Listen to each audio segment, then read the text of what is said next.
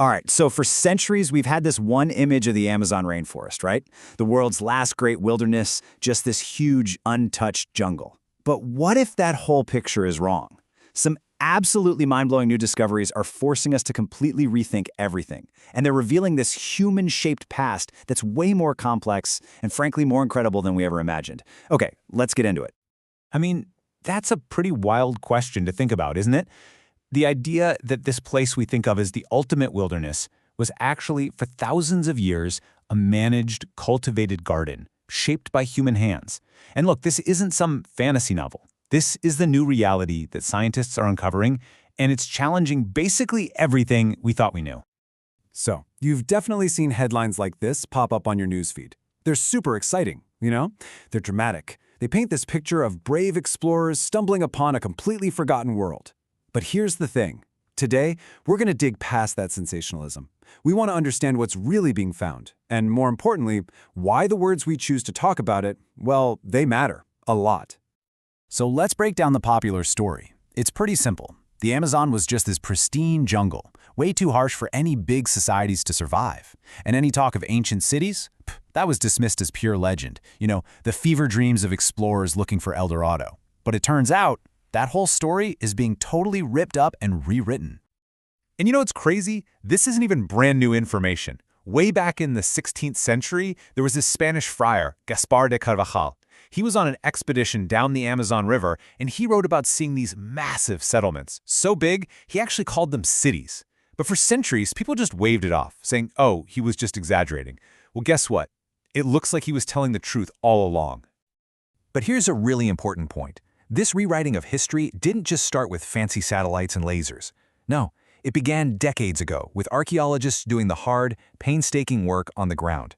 They were quietly challenging these old myths long before any of the flashy headlines we see today. So let's look at a key example of that. Okay, so picture this, the modern city of Santarém in Brazil, right where the Amazon and Tapajós rivers meet. Well, literally right under the streets and buildings, researchers like Denise Maria Cavalcante Gomez have been mapping out one of the biggest pre-colonial archaeological sites ever found in the entire Amazon. And what's so fascinating about this is what it tells us about how complex their society was.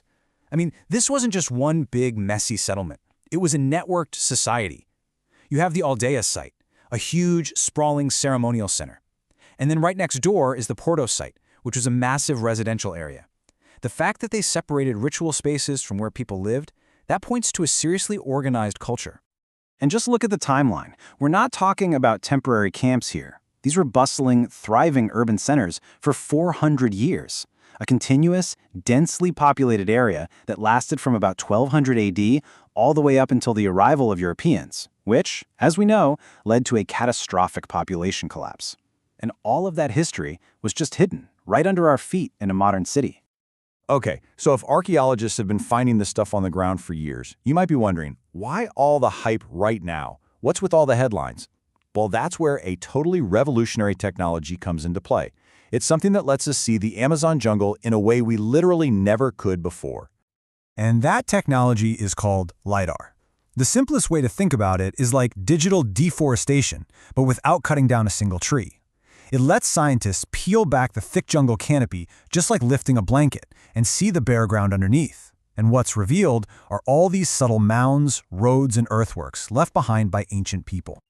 The way it works is honestly pretty ingenious. A plane or a drone flies over the jungle, shooting down millions of laser pulses.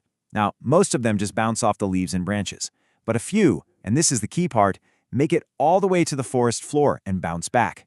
The system then measures how long that took, and uses that data to create this incredibly detailed 3D map of the actual ground. And suddenly, ancient canals, platforms, and roads just pop out in perfect detail. And the scale of what LiDAR is showing us it's just staggering. I mean, based on the surveys we have so far, scientists are now predicting that there are more than 10,000 previously unknown earthworks still hidden under the Amazon canopy. 10,000. Just let that number sink in for a second. So this really brings us to the core of what we're talking about today. We have these amazing discoveries, right? Both from the patient work on the ground and from this high-tech view from the air. But how we talk about them, that's just as important as the discoveries themselves.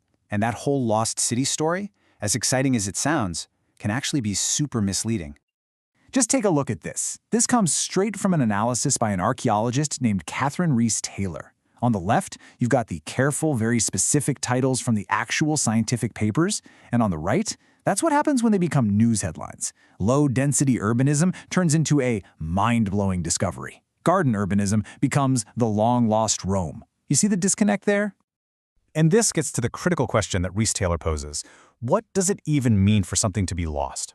Because in most of these cases, lost just means it was unknown to Western scientists. It wasn't recorded by our modern technology. But these places weren't lost to the local and indigenous people who often live right there, among the ruins, and who have known about them for generations. And look, this isn't just about being picky with words. This whole lost cities narrative has real consequences. It kind of erases all the decades of hard work by archaeologists who were there before LiDAR. It completely dismisses the knowledge of indigenous peoples. And it frames history through this old-school colonial lens of discovery. Plus, when you over-dramatize everything, it can make it really tough for people to tell the difference between real science and, the crazy pseudoscience you might see on TV. So, if these cities weren't actually lost, then what's the real story? What's the true discovery we should all be talking about? Well, it's about finally recognizing a history that was right there, all along. This right here, this is the main takeaway. The real breakthrough isn't about finding one single lost city. It's this radical new understanding that the Amazon itself is a historical artifact. It's a huge, domesticated landscape that was engineered by millions of people over thousands of years. It's not a lost world. It's a found history. And the scale of this engineering, it's just mind-boggling. These societies weren't just living in the forest, they were actively co-creating it. They invented this super fertile soil called terra, preta, black earth, to enrich the naturally poor soil there. They domesticated plants, making the useful ones more common. They built literally thousands of earthworks for farming and living. We're talking about landscape managers on an absolutely epic scale. So yeah, as we celebrate these incredible new technologies, the story of the Amazon really challenges us, doesn't it? It forces us to look more critically at the stories we tell about the past, and what words like discovery and wilderness even mean. And it leaves us with this final, really important question. How many other histories are out there hiding in plain sight? And when we find them, how are we going to choose to tell their stories? Will we finally get it right?